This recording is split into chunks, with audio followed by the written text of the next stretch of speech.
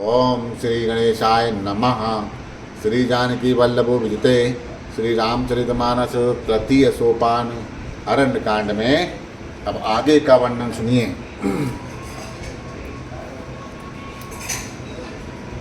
जब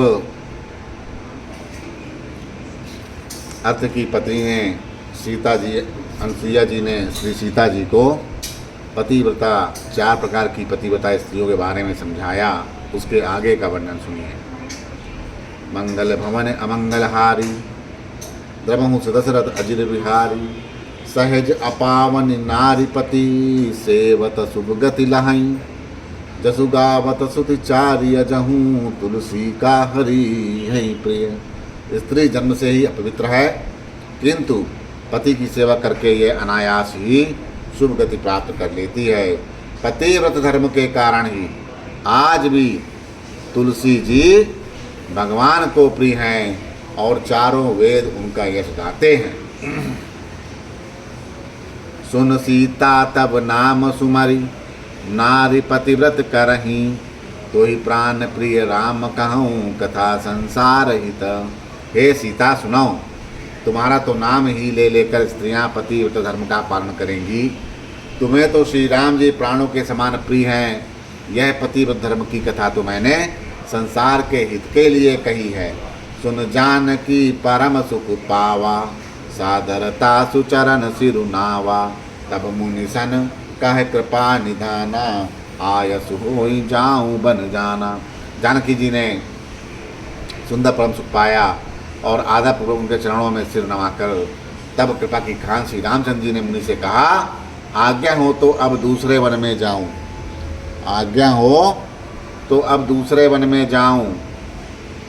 संतत मोह पर कृपा करे हूँ सेवक जान तज हूँ जनने हूँ धर्म धुरंधर प्रभु कह बानी सुनि सप्रेम बोले मुनि ज्ञानी। मुझ पर निरंतर कृपा करते रहिएगा और अपना सेवक जानकर स्नेह ना छोड़िएगा। धर्म धुरंधर प्रभु श्री राम के वचन सुनकर ज्ञानी मुनि प्रेम पूर्वक बोलते हैं, जा सुकृपा अज शिव सन का दी चाहत सकल पर मारथवादी तुम राम अकाम पियारे दीन बंधु मृदु वचन उचारे। ब्रह्मा शिव और संकादिक सभी परमार्थवादी जिनकी कृपा चाहते हैं, हे राम जी आप वही निष्काम पुरुषों के भी प्रिय और दीन बंधु भगवान हैं जो इस प्रकार के कोमल वचन बोल रहे हैं। अब जानी मैं श्री चतुराई भजी तुम ही सब देव बिहाई जही समान अतिशय नहीं कोई ताकर शील कसना हस कोई। अब मैंने लक्ष्मी जी की चतुराई समझी जिन्होंने सब देवताओं को छोड़कर आप ही को भजा, जिसके समान सब बातों में अत्यंत बड़ा और कोई नहीं, उसका शील भला ऐसा कौन होगा।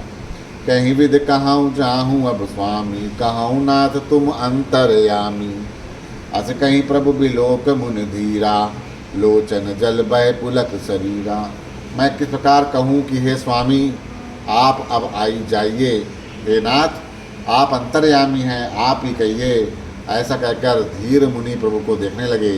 मुनि के नेत्रों से प्रेम के आंसू का जल बह रहा है और शरीर पुलकित हो रहा है। तन पुलक निर्भर प्रेम पूरन नयन मुख पंकज दिए मन ज्ञान गुण गोतीत प्रभु मैं देख जब तप का किए जप जोग धर्म समूह में ते नर भगति अनुपम पावई राघवीर चरित पुनीत निस दिन दास तुलसी गावई। मुनि अत्यंत प्रेम से पूर्ण है, उनका शरीर पुलकित है, नेत्रों को श्री राम जी के मुख कमल में लगाए हुए मन में विचार कर रहे हैं कि मैंने ऐसे कौन से जप तप किए थे जिसके कारण मन ज्ञान गुण और इंद्रियों से परे प्रभु के दर्शन पाए। जब योग और धर्म समूह से मनुष्य अनुपम भक्ति को पाता है। श्री रघुवीर के पवित्र चरित्र को तुलसीदास रात दिन गाता है।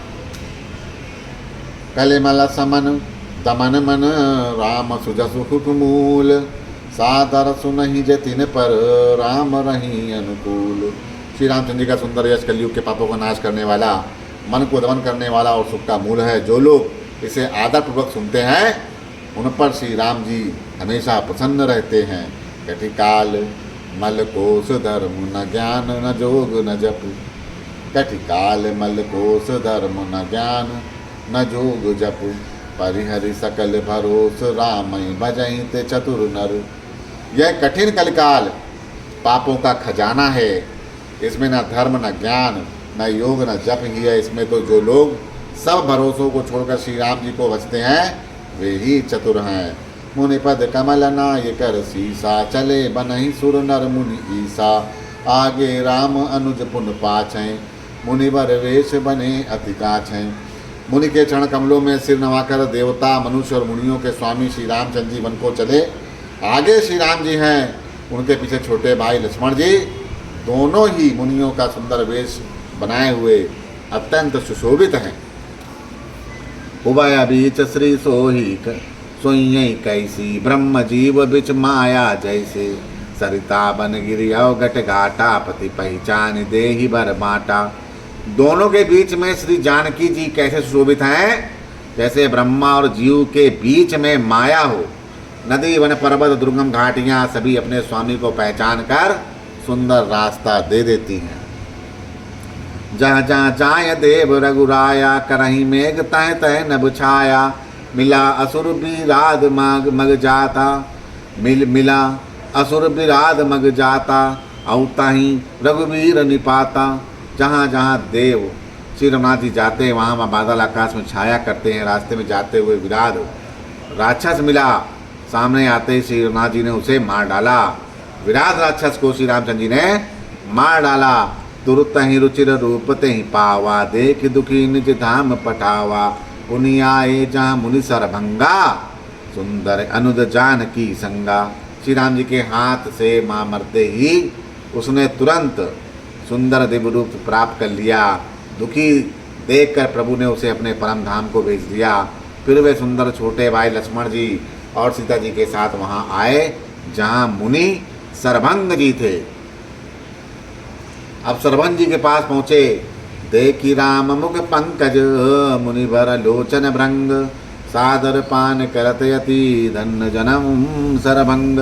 श्री रामचंद्र जी का मुख कमल देखकर मुनि श्रेष्ठ के रूप नेत्र रूपी भंवरे अत्यंत आदर पूर्वक उनका मकरंद रस पान कर रहे हैं। सरभंग जी का जन्म धन्य है। कहे मुनि सुन रघुवीर कृपाला, शंकर मानस राज मराला, जात रहूं बिरचंद के धामा, सुनहु श्रवण बन अई रामा। मुनि ने कहा, हे कृपाल रघुवीर, हे शंकर जी के मन रूपी मानसरोवर के राजहंस सुनिए। मैं ब्रह्मलोक को जा रहा था, इतने में कानों से सुना कि श्री राम जी वन में आवेंगे। चितबत पंत रहूं दिन राती, अब प्रभु देख जुड़ानी छाती, नाथ सकल साधन में ही ना कीन, कृपा जान जन दीना। तब से मैं दिन रात आपकी राह देखता रहा हूँ। आज प्रभु को देखकर मेरी छाती शीतल हो गई। हे नाथ, मैं सब साधनों से हीन हूँ, आपने अपना दीन सेवक जानकर मुझ पर कृपा की है। जो कुछ देव न मोहि निहारा, जो कुछ देव न मोहि निहोरा, निजपन राख्यों जन मन चोरा, तब लगी रहाऊँ दिन हित लागी, तब लगी रहाऊँ दीन हित लागी, जब लगी मिलऊँ तुम्हीं तनु त्यागी। हे देव, यह कुछ मुझ पर आपका एहसान नहीं है। ये भक्त मन चोर ऐसा कर कर अपने आप को प्राण की ही रक्षा की है।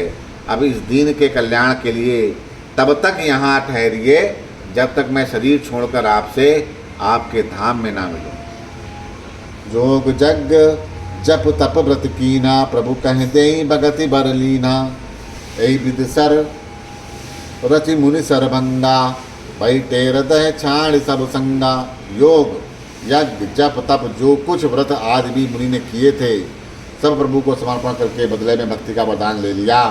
इस प्रकार दुर्लभ भक्ति प्राप्त करके फिर चिता रचकर मुनि सरभंग जी ने हृदय से सब आसक्ति छोड़कर उस पर जा बैठे। सीता अनुज समेत प्रभु नील जलद तनु श्याम, मम ही बसहूँ निरंतर सगुन रूप श्री राम। हे नीले मेघ के समान श्याम शरीर वाले सद्गुण श्री राम जी, सीता जी और छोटे भाई लक्ष्मण जी सहित निरंतर मेरे हृदय में निवास कीजिए। अस कहीं जोग अग्नि तनुजारा, राम कृपा बैकुंठ सिधारा, ताते मुनिहर लीन न भयाऊँ, प्रथम ही वेद भगति बर लयाऊँ। ऐसा कहकर सर्वंग जी ने योग अग्नि से अपने शरीर को जला डाला और श्री राम की कृपा से वह बैकुंठ को चले गए।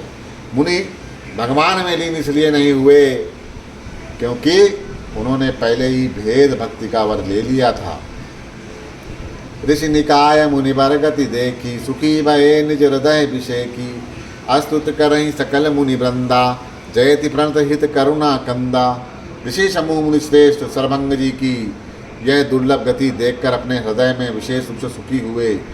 समस्त मुनि वृंद श्री राम जी की स्तुति कर रहे हैं और कह रहे हैं, शरणगति हितकारी, शरणागति हितकारी, करुणाकंद, करुणा के मूल प्रभु की जय हो।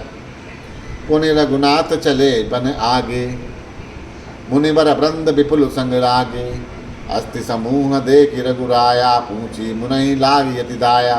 फिर रघुनाथ जी आगे वन में चले, श्रेष्ठ मुनियों के बहुत से समूह के साथ हो गए। हड्डियों का ढेर देखकर श्री रघुनाथ जी को बड़ी दया आई। उन्होंने मुनियों से पूछा, जानता हूँ पूछ ही कस स्वामी, सबदर सी तुम अंतरयामी, निश्चर निकल सकल मुनि खाए, सुन रघुवीर नयन जल छाए। मुनियों ने कहा, हे स्वामी, आप सर्वदर्शी हैं, सर्वज्ञ हैं, अंतर्यामी हैं, यह जानते हुए भी हमसे कैसे पूछ रहे हैं? राक्षसों के दल ने सब मुनियों को खा डाला है, ये सब मुनि की हड्डियों के ढेर हैं। यह सुनते ही रघुवीर जी के नेत्र में जल छा गया, उनकी आंखों में करुणा के आंसू भर आए। निश्चरहीन करऊँ मही, भुज उठाए पन कीन, सकल मुनि के आश्रम ही, जाय जाय सुख दीन। श्री राम जी ने भुजा उठाकर प्रण किया कि मैं पृथ्वी को राक्षसों से रहित कर दूंगा। फिर समस्त मुनियों के आश्रम में जा जाकर उनको दर्शन एवं संभाषण का सुख दिया। बोलो सियावर रामचंद्र की जय, पवन पुत्र हनुमान की जय।